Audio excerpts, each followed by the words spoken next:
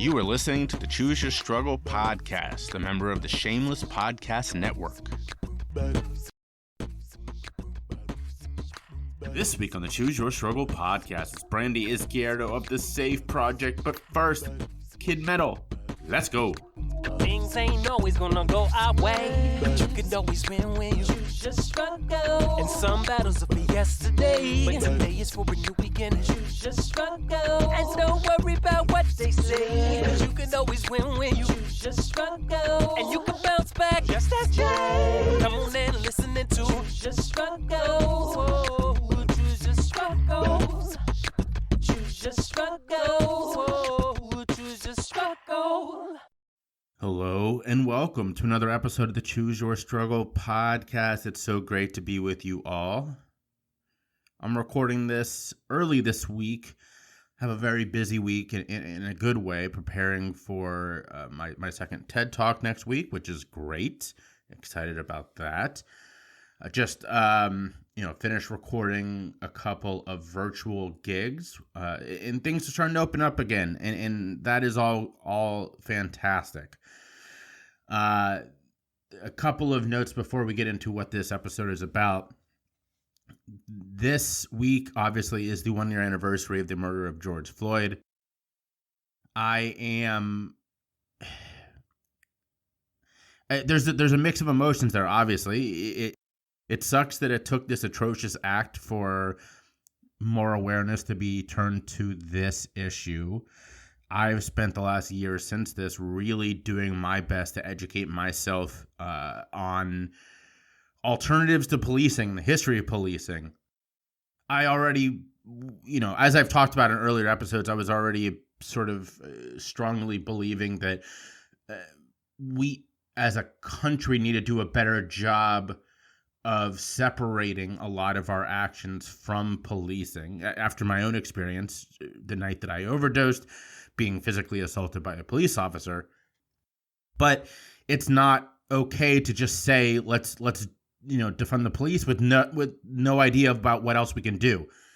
So that's what I've done over the last year since the murder of George Floyd, is educating myself on the histories of policing and alternatives, because there are alternatives, and you're seeing a lot of places divesting money from police to give to other services, and that's the right answer. This idea, well, we should just train more police. No, that's silly. That's why we don't do that anywhere else.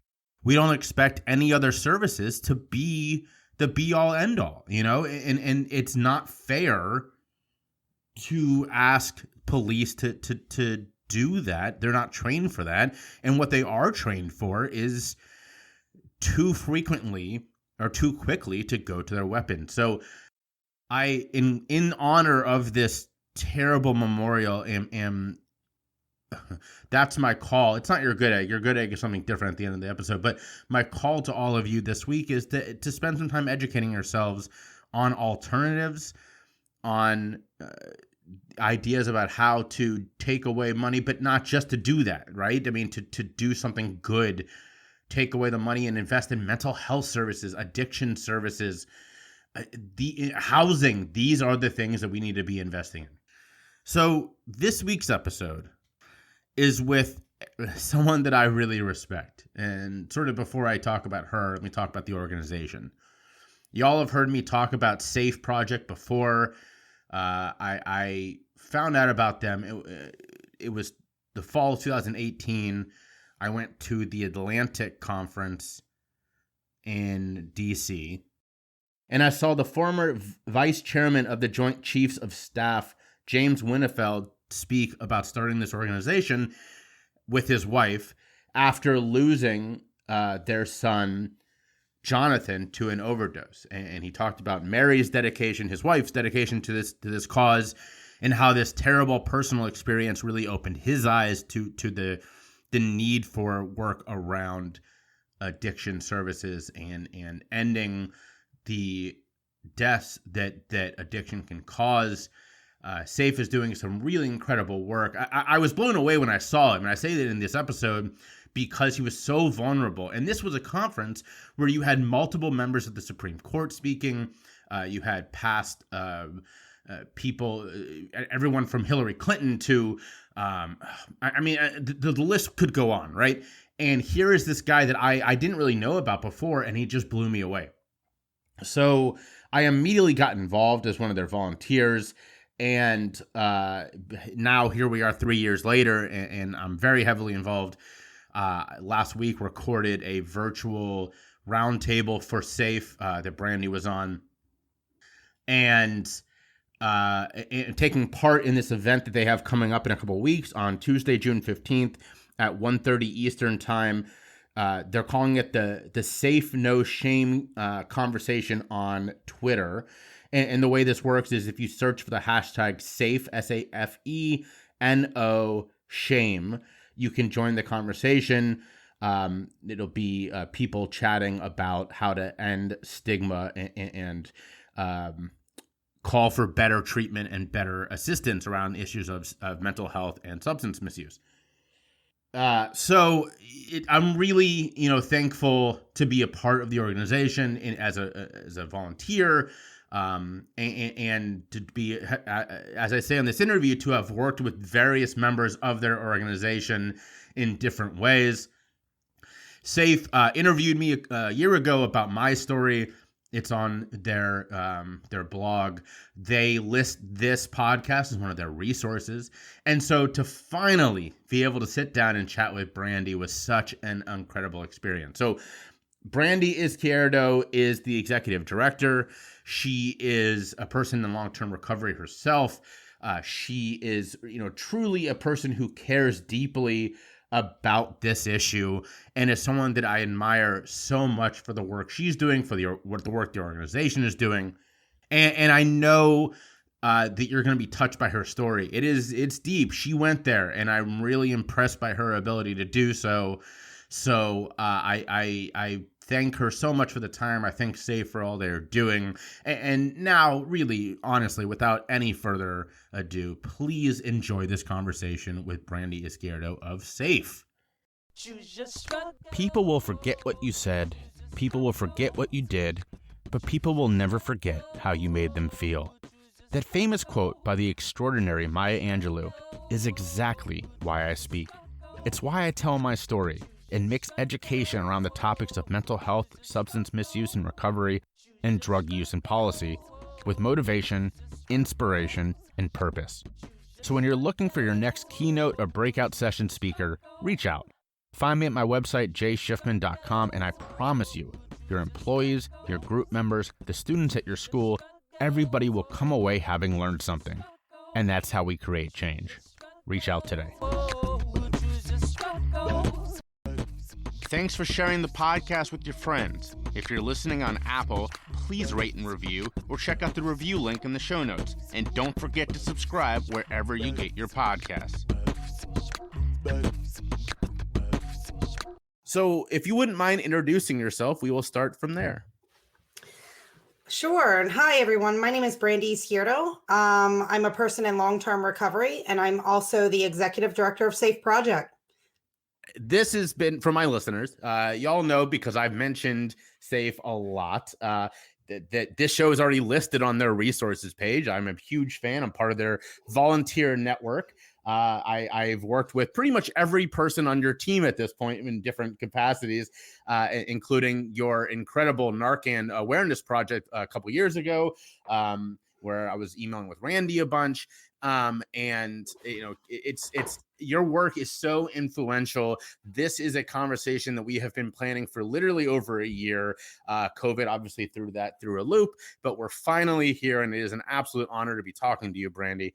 So to start this conversation, as I do with everybody, if you wouldn't mind, for my listeners, sharing a bit about your story. Sure. Before I get started, I just want to say I'm a big fan of you as well. Not just because of the organization aspect of things, but, recovery to recovery, you're in it, and I really appreciate it. And I appreciate you exposing what needs to be exposed in terms of addiction. So thank you. Just to kind of jump it in, I'll give you a little bit about where I was, how I got here, and where I am now in terms of recovery, my personal story. And, it's interesting. I don't get asked that story very often. And I talk a lot about the addiction side of things and the substance use side and the recovery side of things. But I always find a place to talk about the story before the story, because I think we all have a story before the story. So just to break free, the bottom line for me, I didn't wake up one day and say, hey, you know what? This addict thing or this or this addiction thing, I'm going to go ahead and make that a career move. It's not something that happened. I mean, really, when I look back on my addiction started at a very, very young age. And I'm going to go into a little bit of probably rawness and authenticity and vulnerability, especially when it comes to being a woman in recovery. I remember at the early age, it was kindergarten, and being in school, I wanted to have this birthday party, and I didn't care who came to the birthday party except for one specific dude, one boy, right? And I was like, man, if he doesn't come, I'm going to be devastated, and obviously these aren't the terms that I used in kindergarten, but, looking back on it and reflecting on my story, that addiction started at an early age, and it didn't start with substances. It started with validation, and I look back on that, and as I continued to come up, I grew up in a family where my dad really wasn't around too much.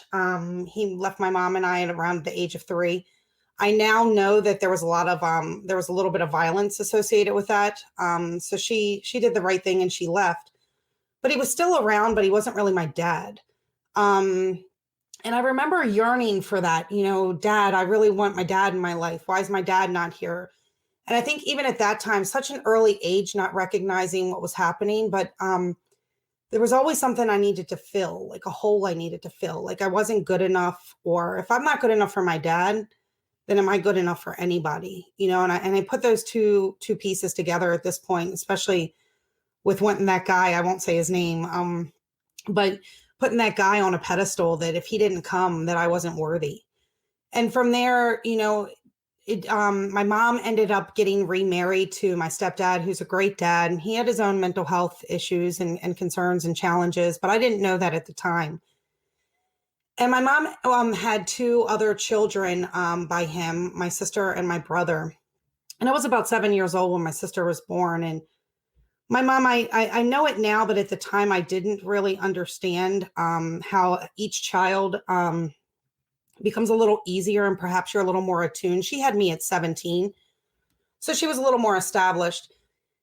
And I felt like really out of place, like I didn't have a family or I didn't have any belonging. And at that same time, I was actually going to Catholic school, and, we didn't have a lot of money. And it was interesting because I grew up in Baltimore, and going down into the city, there's one side of the street that's more affluent. There's another side of the street that's not. Well, I was on the side that wasn't. And I just, again, going to school, not having the money and feeling like I didn't fit in really just played on me. And I didn't realize it at the time, but it just continued. That pattern just continued. And, and at that point, my sister was probably around 2 or 3 years old, maybe a little older.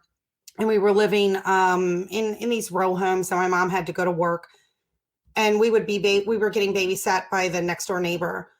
Well, the next door neighbor ended up molesting me and a couple of the girls around the neighborhood. I never really said much about it.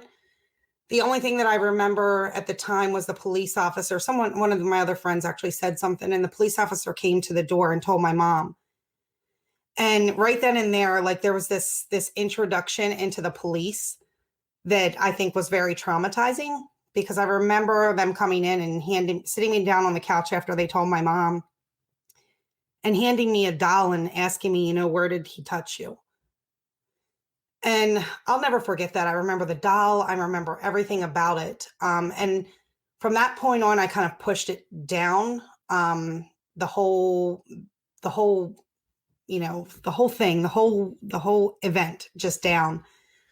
And what I realized was that there was a level of permission that my body is my asset.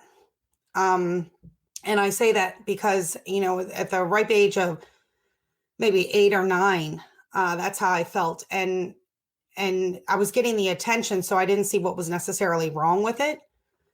And, to push those feelings, I didn't understand how that was really molding me, but to push those feelings, my mom and dad, my stepdad had a liquor cabinet downstairs. And I remember going down and grabbing the liquor. And I was at the age of 11.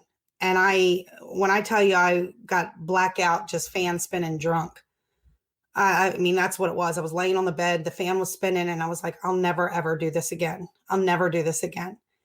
And my mom drank a lot, and, and I didn't want to be like her.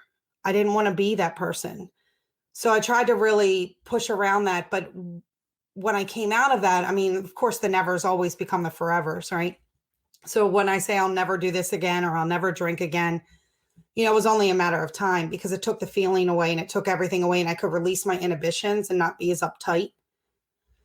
So I continued down that path. I mean, I really tried to be the good girl, because, growing up in Catholic school and all that, I always felt like the bad girl. Lost my virginity at the age of 11. Didn't realize at the time that it was rape. But it was. And it just continued from there. It was like I was looking for validation outside of myself. And I stopped with the substances for a little while and went to the men. I'm very open about it. There was a lot of promiscuity going on. And my first time I got pregnant was at the age of 14. And did not end up going through with that pregnancy. But at the age of 16, I got pregnant again. And at that point, this was my second boyfriend, because my first one at the age of 14 left. And I was so heartbroken, like what was wrong with me, that I again had to fill that void. And I found someone else. And I remember standing at this point, I was at my grandmother's house, and I remember standing this was back in the day when they actually had landline phones and actual cords. So I couldn't go anywhere. I just had to kind of stand there and let him know that I was pregnant. And he told me that if you don't go through with this pregnancy, that I'm not sure I can be with you anymore. And what that translated to me as he loves me. He wants to be with me. And we're going to start this family, because that's what it's all about, right? It's about this traditional, I'm going to stick and stay with him. It's going to be great. We're going to have this white picket fence, everything I'm supposed to do to be this good girl again. And I stuck and stayed in that relationship for 19 years. I ended up having 4 children with him. And in having those 4 children, the one thing that I used to always joke about was, having kids is the only thing I can complete or I can finish successfully. So I was like, I'm built to breed, and I stuck and stayed in that relationship for a very, very long time, and a lot of toxicity, not realizing that I didn't know what healthy was. So it just continued on. After my second child, I was 21 when I got pregnant with my second child. I was married at that point, and I felt like I was on my road to success. I was married. He had his own room. The baby did. Everything was great. But what was blindsiding was the fact that at this point, I'm 21. I'm of legal age. I can go out and drink. Having the baby early on, I felt like I lost a lot of my childhood, and I lost a lot of that teenage time. I dropped out of school in 10th grade having her. So I went out and I partied, and I partied hard. When I talk about partying hard, it was back to that people carrying me out of the clubs. There was no moderation for me. I was either all in or I wasn't. And my nevers, like I mentioned earlier, my nevers became my forevers. I never thought I would do hard drugs, alcohol was okay. I never did the hard drugs. And then I found myself at a point where I was doing coke, ecstasy, popping pills, all that just to get by and just to maintain. And at that same point, I was also taking diet pills. I don't know if anybody remembers the phentermine and phendimetrazine, but I was popping them, and I wasn't popping them as prescribed. And that's when online access to prescriptions were available, and I was hustling my doctors, shipping men in and out. I was a hot mess, and one of my fears was, I don't ever want to get locked up, or I don't ever want to go to jail. Well, let me tell you, the universe saw fit that at the tail end of it, I found myself in a jail cell surrounded by concrete blocks. I was, I had two different charges. I had charges up in Pennsylvania, was facing 7 years. And for a violation of probation, I was facing 1.5 to 4 in upstate prison in PA. And I was also facing 11 years in Maryland. And I remember being in the prison cell and just sitting there. I was actually on psych watch. I had to detox in the Adams County prison. It was horrible. The hallucinations. I didn't know why they were checking on me every 15 minutes. They're like, Izquierdo, you need to go to sleep. I'm like, you need to stop checking on me because you keep flashing this damn light in my face and I can't sleep. How do you sleep like that? Not realizing I was detoxing. I had no concept of what detox was, what addiction was. I didn't have a problem. My only problem is that I was in jail and I had no idea how I got there. There was like no revelation that perhaps some of the things that I was doing put me in that position. So I went there. I went to, the prison. I was about 2 seconds away from a turtle suit. They were going to lock me down. And I came out of there, and the little tiny bit that I did know, I knew to ask for treatment. I knew that there was this thing called treatment. And when I asked about the treatment piece of it, I wasn't asking about treatment, Jay, because I wanted to go into recovery. I had no concept of what that was either. I wanted to get out of jail. And I knew that was my ticket out of jail. I'll go back a little bit, but the domestic violence piece, what really got me put into the prison system was that my ex-husband, he's now my ex-husband at the time when I was really trying to break free from the domestic violence. There were protective order after protective order after protective order coming down, and there was no support. I had no support because, old school family style, my grandmother, for example, was like, oh, well, you need to stay because that's what they did back in the day. And, I was torn. I'm like, do I stay? Do I not stay? So, after protective order, we finally got to a point of divorce court. And I remember coming home from divorce court. We weren't divorced yet. The judge ordered mediation. DEA was at my house. And when I talk about DEA, I pull up and, SWAT, like full blown, rifles or assault weapon. I don't know what the hell they were. Not familiar with guns, but they were some big guns. And I'm like, what the heck is going on? And come to find out, my ex-husband, the day before the divorce court hearing, came over to my house and told me, if you back me into a corner, I'm going to come out fighting. And I was not anticipating him shipping DEA to my house and Child Protective Services to my house. And it's like in the split second, my entire life just flipped. Every single thing that I feared came full circle. And I was just standing there in front of SWAT and Child Protective Services. And I lost everything in the matter of hours, and a week later he took the house too. And I was homeless. So before we move on to the recovery side, I want to make sure we ask some of these questions because I don't want to get the whole thing. So, first off, I want to go all the way back and say, thank you for telling this story. There's a lot in there that would be easier not to tell. So thank you for doing that, for your vulnerability. Let's start with the piece about your childhood. And sadly, this is something we hear a lot of, is that, when it comes to things like, the disgusting and just revolting sadness of child molestation, the person, the headlines talk about the jail term and the prosecution of the offender. We don't hear anything about help being given to the victims. This isn't a focus of these conversations. And yet, of course, that's so much more important.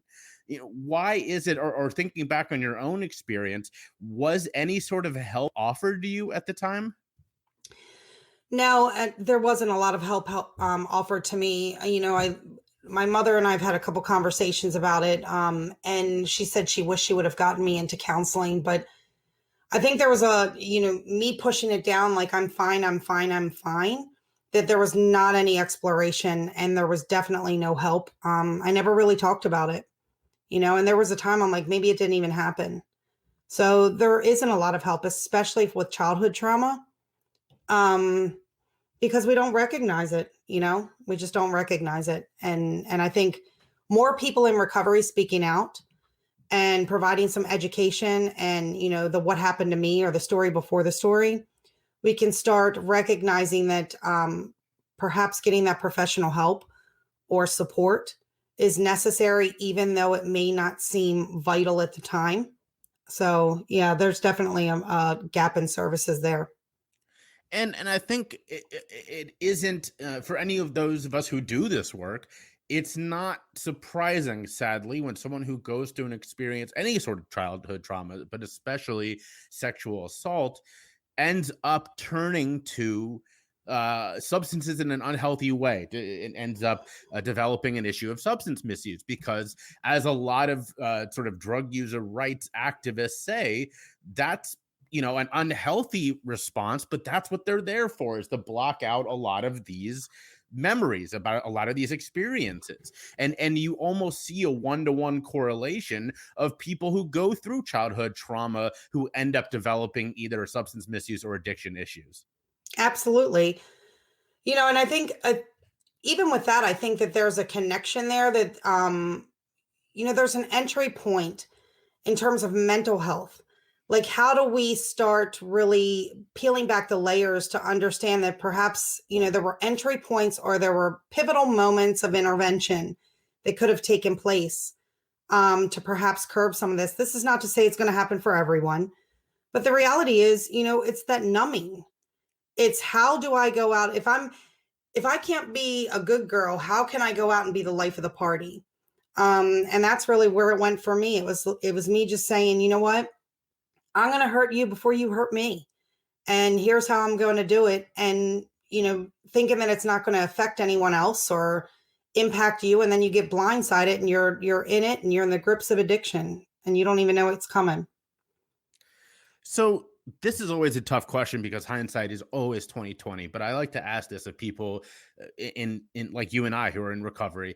How much do you think honest education would have made a difference in your experience? And for you, in your particular story, it's not just honest education around substance misuse and that numbing, as you just said, but also education around mental health, also education about sort of a different life education, that success or that happiness is not directly equated with a traditional form of family or of marriage or of the white picket fence and all that kind of stuff, like you were saying. How much would a different level of education have mattered in your experience?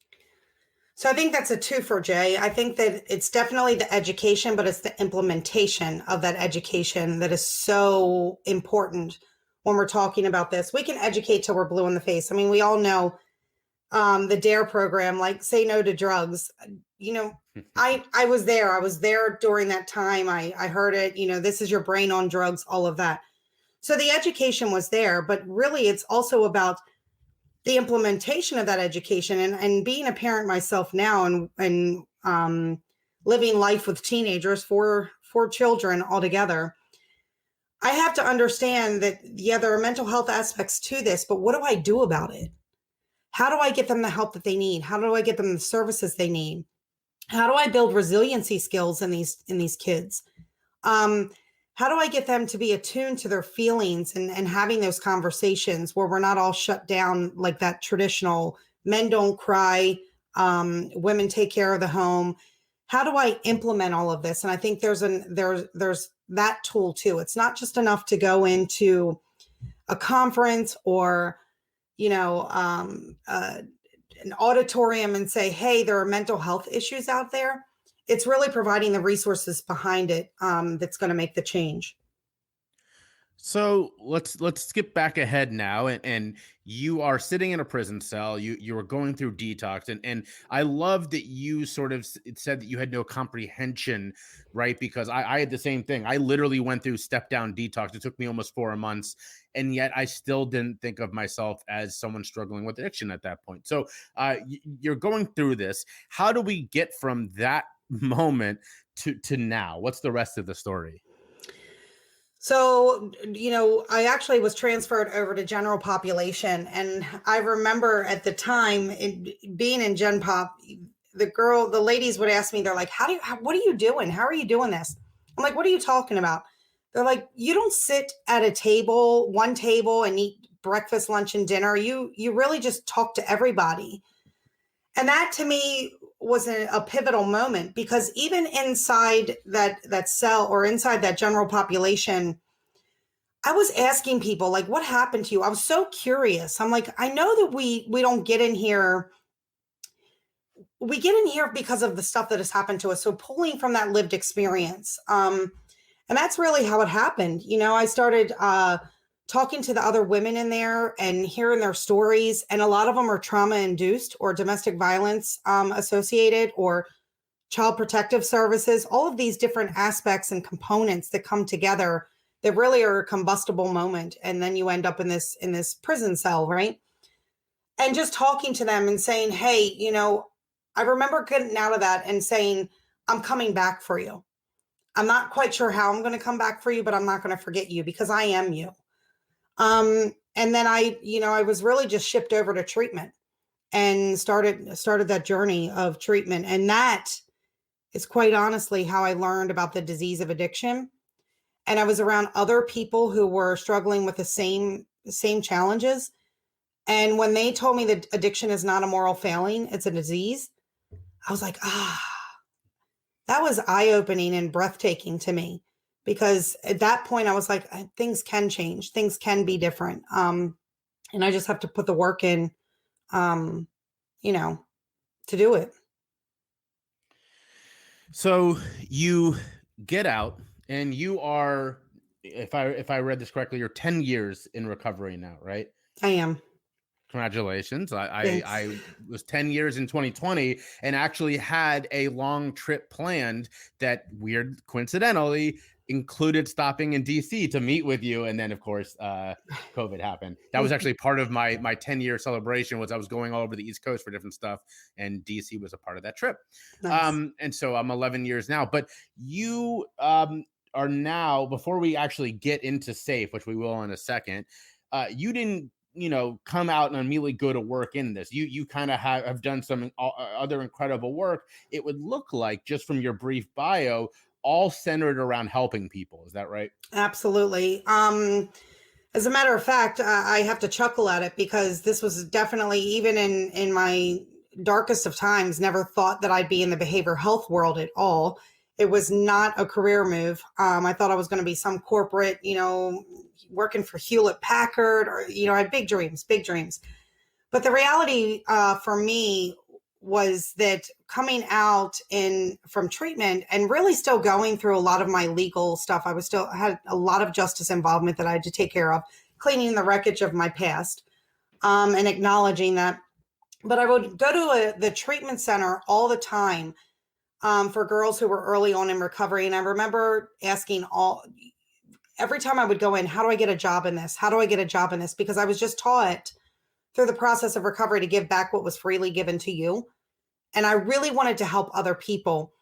So, I just kept asking. And then finally it got to a point where maybe I got on their nerves. I don't know. It's fine. But they finally said, hey, well, the director's here. Why don't she's willing to do an on-the-spot interview for you.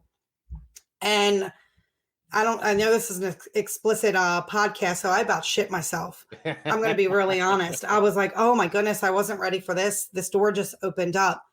And I remember sitting there in front of her, Jane, and one of the questions that everyone asks as a leader, like, where do you see yourself in 5 years? And I had nothing to lose. So I said to her, I see myself in your seat in 5 years. And she laughed at me. She chuckled. And I was like, no, you don't understand. I do see myself in your shoes in 5 years. I've always been very outgoing and driven, whatever it was in. So, needless to say, I didn't get that job. And I was like, man, that really sucks. But I didn't get that job because I didn't have enough recovery time under my belt. But, honestly, I'm glad I did not. It was actually a counselor tech. And it was probably not the best position for me, but I will say I'm in a 12-step fellowship. I'm very open and honest about that too. And I was heading down to share a meeting at one point, and she called the director of that organization called me back up, and she said, look, I can't hire you because you don't meet the qualifications. You don't have enough recovery time under your belt. She said, but how about they have this thing called peer support. And the Carroll County Health Department is hiring for this peer support thing. Why don't you try it out? Well, it was a state job and I have a felony. And I said, I'm not sure. I was working in America's Best Wings just to pay my restitution so I wouldn't go back to jail. By the way, I was the best damn cashier you'd ever meet. I can make the hell out of some lemon pepper wings. I'll tell you that. I have no doubt that is true. Yeah. So, I go back in, come to find out the job had already closed. I said, well, again, I have nothing to lose. Poured my heart out on the cover letter and let them know I was a person in recovery and I just wanted to give back. Now, mind you, Jay, the one thing about this particular job is it was in the same county where I was arrested. There was domestic violence, child protective services. So I knew, and it was a small rural county. So I knew everyone. And that was actually one of the places I attempted treatment. And, the administrator called me up. She said, you must have said something because they want to open the job back up and they want to interview you. Wow. And I tell you, I'm not a really good singer, but I was going up to that interview at the time and Alicia Keys, this girl is on fire. Yeah, that was coming on. And it was just very inspiring to me. And I sat at the table and was interviewed. And I literally, when you talk about vulnerability, I literally cried during that interview. I said, I don't know if I'm going to get this job. I don't know if I'm worthy of this job, but I am just truly grateful for you all believing in me enough to interview me and give me a chance. And I got the call and I got that job. And it was as peer support was kicking off around the nation, especially on the substance use side. And I got into that position and that's where it all started. Well, before we turn our attentions to SAFE, the organization that you're now running, let's pause and shout out where people can follow you online and find you if they're interested in your work. Sure. I don't have any of those Twitter handlers or anything. Maybe I'm showing my age. But yeah, the way you can really find me is www.safeproject.us on the About Us page, or you can email me at Brandee, BRANDEE, at safeproject.us. Y'all know I love to read, and almost every episode of this podcast includes a recommendation to check out an awesome book. From Adi Jaffe's Abstinence Myth to Johann Hari's Chasing the Scream, I'm constantly looking for new books to learn from and enjoy. That's why I'm super excited to partner with Bookshop. Bookshop is a wonderful website that helps you find all your favorite books and support your local neighborhood bookstore in the process. I've bought everything from textbooks to Star Wars novels on Bookshop, and I've supported my local store with each transaction. Best of all, my Bookshop link will allow you to see all the books I've mentioned on the show right in one spot. So check out Bookshop today using the link in my show notes, or go to bookshop.org/shop/CYS, and you'll find all the awesome books you want and support the podcast in the process. Check it out today.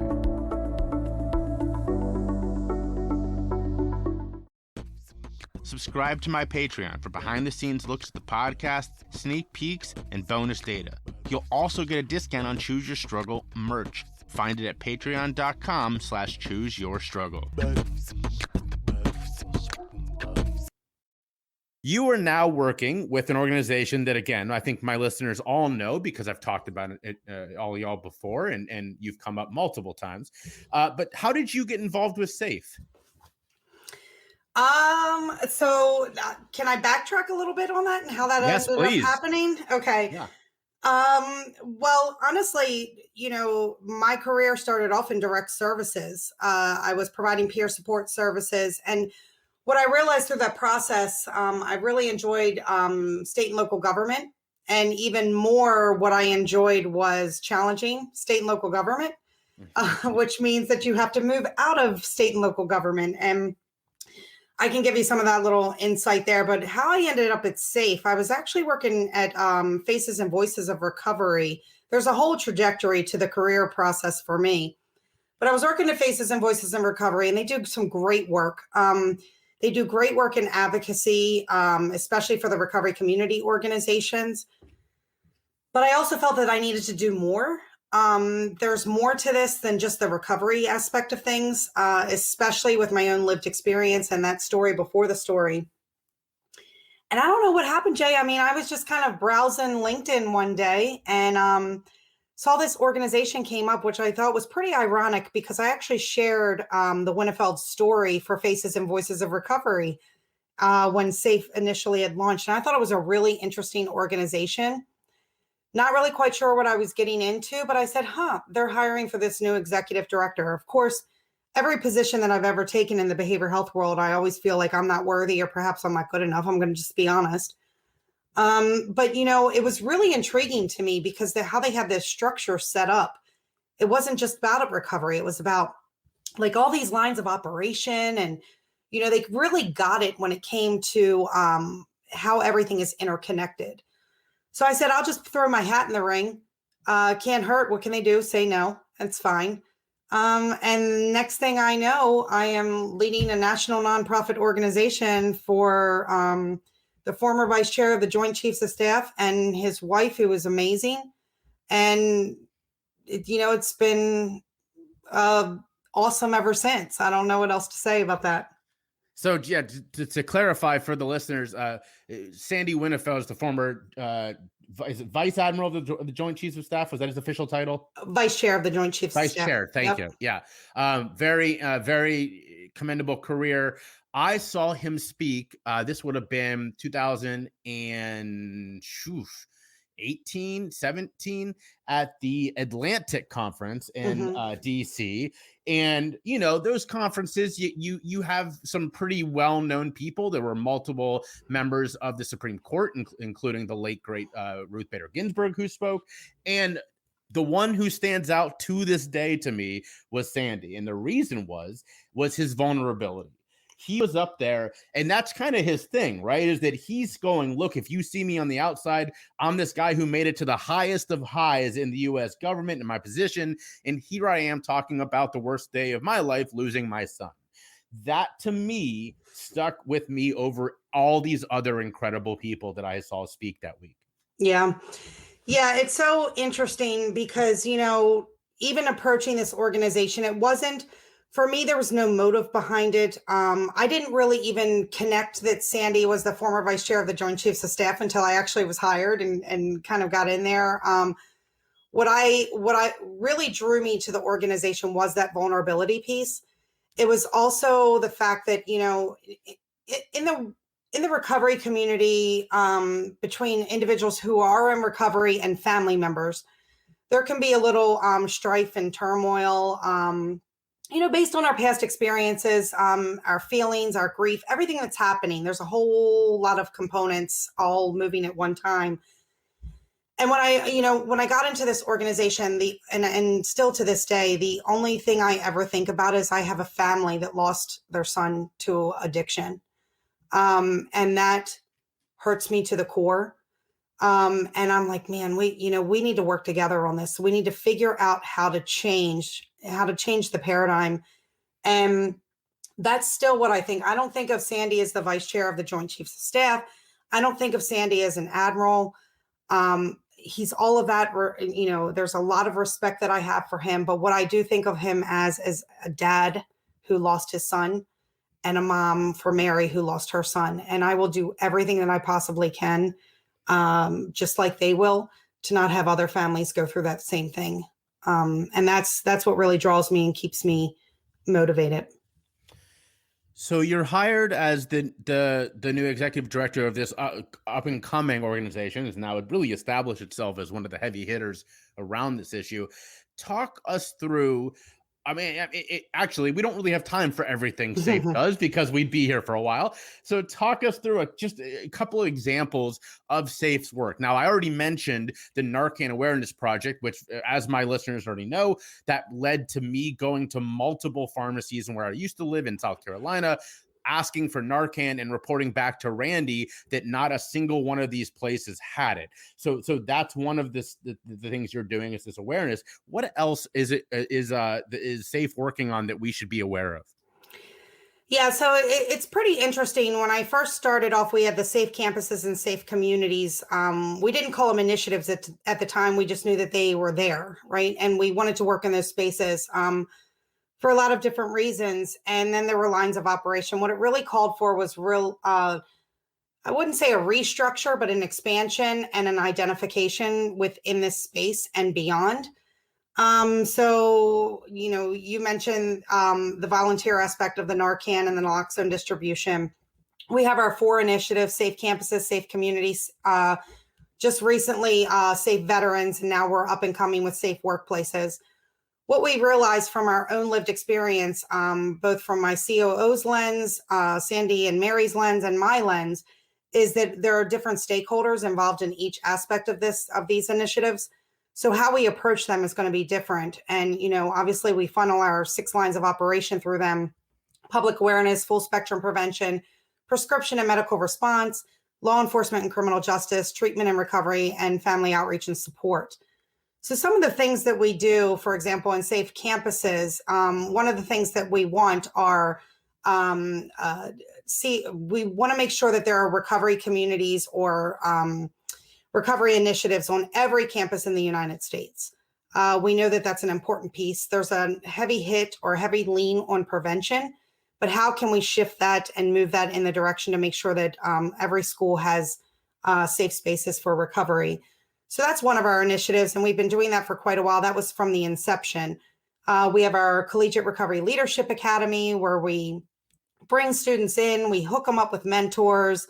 We really teach them some leadership skills. They come out of it with projects and new connections and networks. We also have our Reconnected. So if individuals are graduating from college or alumni, that they can connect throughout the world or throughout the nation. Safe communities, that's a big fish to fry. I'll say that right now. There are communities all over the place. It was really taking a look and doing an environmental scan. Where are the gaps? Where are the seams that need to be kind of sewn up? There are a lot of great organizations doing a lot of great stuff out there. The last thing we wanted to do was fumble over them or duplicate the services, because we know funding is a huge aspect. So we are very diligent when it comes to building our safe communities out and saying, hey, where can we fill these gaps? So we've built a lot of different things. We have our community playbook. We're getting ready to go live soon with our Safe Solutions, which is an interactive hub where we can provide some technical assistance, because I think, what I talked to you about was that implementation piece. It's not enough to educate. It's how do we implement? So the Safe Solutions pieces are connected to our community playbook to really guide and work with communities, a person-centered approach to communities and strengths-based approach to communities, and really getting them to develop programs and implementing programs that are fit for them. We have our safe workplaces. There are a lot of organizations out there that are working on recovery-friendly workplaces. A lot of that is in concentration in terms of behavioral health. So it's really important for us to actually work with corporations or businesses that perhaps are not as aware of mental health and substance use and starting to have those conversations. And then finally, safe veterans. Safe veterans, for example, it's not just the veterans that we work with. We work with family members and caregivers to make sure that there are programs in terms of wellness. It's a very siloed initiative, a lot of times, or a siloed topic, where individuals who are either veterans or family members are a little more apprehensive to talk about their addiction because of the stigma associated with it. So we're just doing a lot of different stuff. I think one of our new products that is pretty innovative is our bridging prevention and recovery effort. We also call it BPR, where It's not just about prevention on one end and recovery on another end. Recovery, individuals in recovery, such as you, myself, all these different people who have these lived experiences can really help guide and direct the prevention aspect so other families don't have to go through it. So we've been doing that. Just a lot of different stuff, a lot of moving parts, as you made it very clear. The one thing that's really cool about SAFE is it's not everyone in recovery. There are people in recovery. There are people that are not in recovery, people who have experienced behavioral health, those who haven't, all coming together and saying, hey, here's how I see it. Let me run this by you. How do you see this? And moving together, simultaneously just to get things done. And you said a very two things that I want to really hype up, and which is number one, your BPR is, you're very clear about this. You're sort of no bones about it. It is evidence-based programming, and that is something that we could go off on a long conversation about how that tends to lack at times in these spaces, that there's a lot of different ideas around these things and not enough of them are evidence-based treatment or ideas, period. So I really appreciate that about SAFE, is that you guys are like, we don't have time for that. We want the things that are going to help people. We're not really interested if it's not, truly going to help someone. So thank you for that. But the other part that I really love, because it so closely aligns with my work, is the focus on stigma. You have this is going to come out the end of May, and one of the things you're doing right now this month is the No Shame Pledge, which I signed before it was even out publicly. I was on the email that when it first dropped, and of course, not only did I sign it, but I put it out everywhere and shared it everywhere, because I think it's so important. That the evidence-based education is so incredibly important. But if we can't even talk about these things, we don't get to that education. It gets hidden behind we don't talk about those issues kind of BS. So I love that about SAFE, is that there is no, as the old saying goes, pussyfooting around these issues. Mm-hmm. You are like, we are going to talk about it. We're going to talk about it in an honest and empathetic way. And we are going to keep hammering this home until people understand. Yeah, absolutely. I mean, the No Shame, we've had a lot of traction on the No Shame, and it was really slow moving at first, but one of the things that we wanted to do was create a national movement to combat that stigma surrounding treatment and talking about mental health and substance use disorder. We know that stigma acts as a barrier. It's a barrier both internally to the behavioral health system. It's a barrier in recovery. There's stigma within stigma within stigma. So it's really important for us to have those candid conversations and talk about it. And this, to me, is just an entry point for that. The more people that we can make aware of small little snippets, acknowledging that stigma is there, creating safe spaces for individuals to have these candid conversations, these vulnerable conversations, the better off we're going to be in the long run. And so, yeah, we're pushing the No Shame. We've been pushing it for quite a while. So thank you for taking the pledge. I greatly appreciate it. Did you put your picture out there just yet? That's a good question. I have to go back and check. I don't remember. I took it so long ago. Well, take it again. We've revamped it. Take another gander at it, because we are now printing certificates, because we wanted to make sure that, we put faces to those individuals who have taken the pledge. And then we're going to start a panel series for the No Shame to really start having vulnerable conversations about what shame looks like, and really how do we internalize that shame. Because I think, just saying there's no shame in getting help for mental health and substance use disorder is just the beginning. So it's really, how do we open those doors? And when those doors are open, are we ready to run? And that's the question that I ask all the time.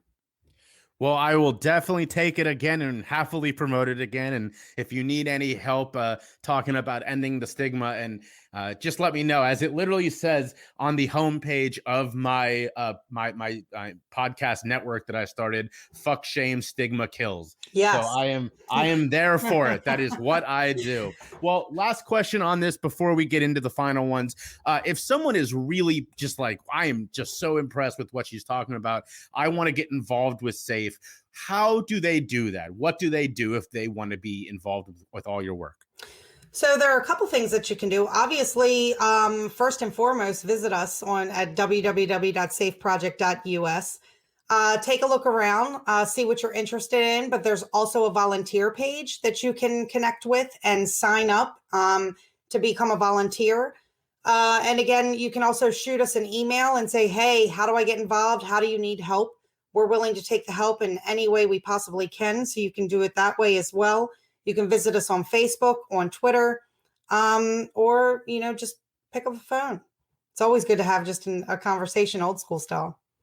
And if you do reach out, listeners, let them know you heard Brandee on the Choose Your Struggle podcast, because then they'll already know that you're an amazing person, and they'll get you involved pretty quickly. So, Brandee, one more time before we go to the final questions, other than the website, which you so helpfully just dropped, where can everyone find Safe online? They can find us online at Facebook. Just look up Safe Project, and you can find us on Twitter. I'm going to be real honest with you, Jay. I don't have the Twitter, the Twitter. I'm not a Twitter person. I have communications that do that. But also you can, do the No Shame Pledge even and tag us at, hashtag No Shame Pledge. And we'll be tagged on that, and you can find us that way as well. Well, there you go. Definitely take the No Shame Pledge. All right, Brandee, I finished the podcast with the same two questions every time. Number one, not just during COVID, although obviously over the last year and a half, what self-care habits work for Brandee? Oh my goodness, that's a tough one. This is going to be an odd one. There are two things that are the two self-care habits that I have is one, bubble baths. Okay. You're the second one to say bubble baths. And I the love second bubble one in the bath. last couple of months too. I love it. The other self-care habit for me, which sounds really odd, is staying busy and taking care of adulting. It's always been an issue or a downfall for me that I would never take care of my adulting. And I've really I just drive through. So if I have things to do, I create things to do lists, and I really feel good about checking them off. Man, I feel accomplished.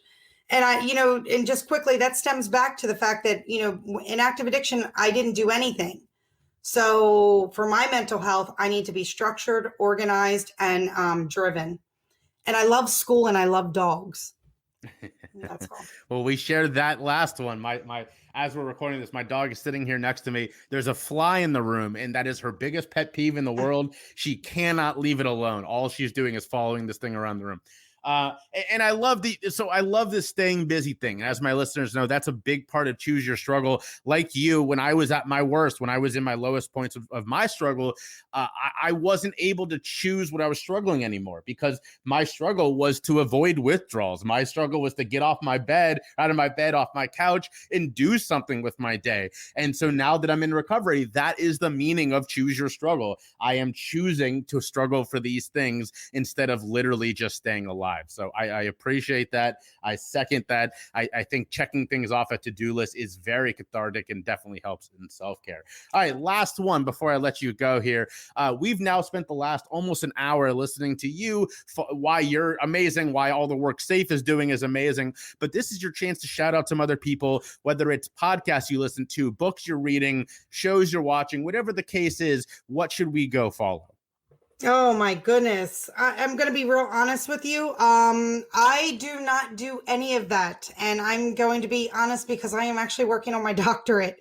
So Congratulations. Thank you. I'm at the tail end of that. So I don't really follow anyone or do any of that type of thing. The one thing I will say, I will give a shout out to Partnership to End Addiction. They have worked collaboratively with us from the beginning, and I will give them a shout out. They do a lot in the parental world. So it's really important to shout them out. But yeah, Jay, I don't watch TV, and I am literally a literature, article academic person. So that's all I have. Shout out to you. Tell them to follow you. Well, thank you. But it sounds like your real answer is going to be your dissertation as soon as it's finished. Absolutely. Coming to a theater near you. Well, congratulations. And Brandee, thank you so much for taking the time. It's been delightful to finally connect with you after trying to do this for so long. Thank you so much. I appreciate the opportunity, Jay. I'm a big fan. I am so excited to tell you about my new CBD sponsor, Roadrunner. Y'all know I loved my old CBD sponsor, and I switched for one main reason. This stuff works. I've been a runner my whole life, but unfortunately I'm also super easily injured. One of my high school friends used to call me Mr. Glass. And back in 2015, when I ran my first half marathon, I got hurt, like really hurt. And since then, I haven't been able to run more than 3 or 4 miles without serious pain. That is until I tried Roadrunner CBD's Muscle Gel.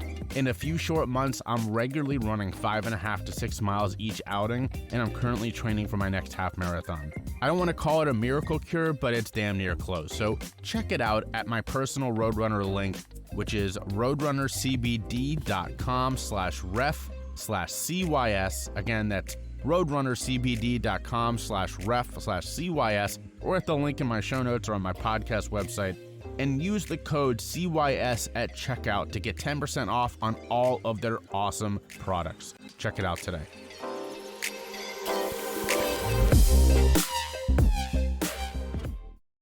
Find me on social media. Check the link in the show notes or search for me, Jay Shifman, on YouTube and LinkedIn, and Choose Your Struggle on Facebook, Instagram, and Twitter. All right, we've come to the end of another episode of the Choose Your Struggle podcast. Thank you so much for tuning in. I really hope that you enjoyed that conversation with Brandee. She was so vulnerable and dropped so much great information. I can't say enough. Please get involved with SAFE. They are one of the better organizations doing work in the addiction space right now. They are led by people who truly care about this issue, and you know, to have as sort of the top 3 people in this organization, you know, 2 people who are parents who lost somebody, and then led by Brandee, who is a person in long-term recovery and just gets it, as you heard on this podcast. So that to me says so much, you know, that these are people who've seen this from different sides and all truly care about this issue.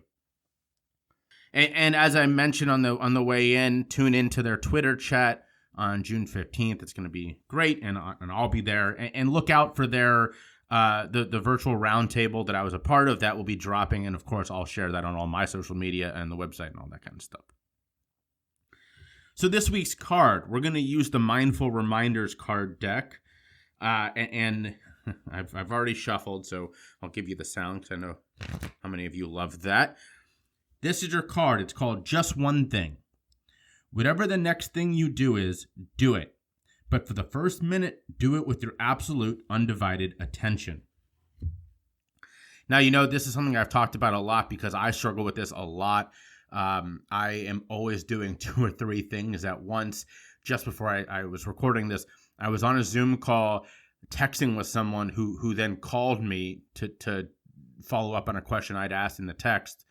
And I had to be like, yo, sorry, dude, you caught me while I'm in the middle of a Zoom call and texting you. And that was not a positive. I wasn't saying that like, yeah, look at all the things. No, I was like, nope, this is dumb. I'm sorry. I should be giving both of these things my undivided attention.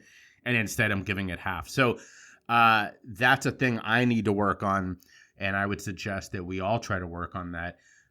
You know, time sometimes doesn't allow that. I this is a busy day for me.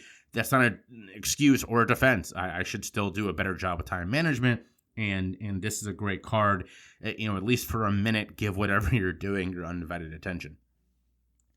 Speaking of undivided attention, my parents were in town over the weekend, and had a nice couple of days with them and Lauren walking around and enjoying Philadelphia. They love the city. We really enjoyed being with them. It was 90 degrees all 3 days they were here, and which was not fun, but we really enjoyed being together and having this time together, and showing them around to the parts we've already fallen in love with in Philadelphia was a lot of fun. So that's going to be your good egg for this week. Find somebody in your life that you care about, that you love, and take a walk with them and just chat. And you know, it was such an enjoyable thing for us. I know it will be for you too. So do that this week, but above all else, as always, be vulnerable, show your empathy, spread your love, and choose your struggle.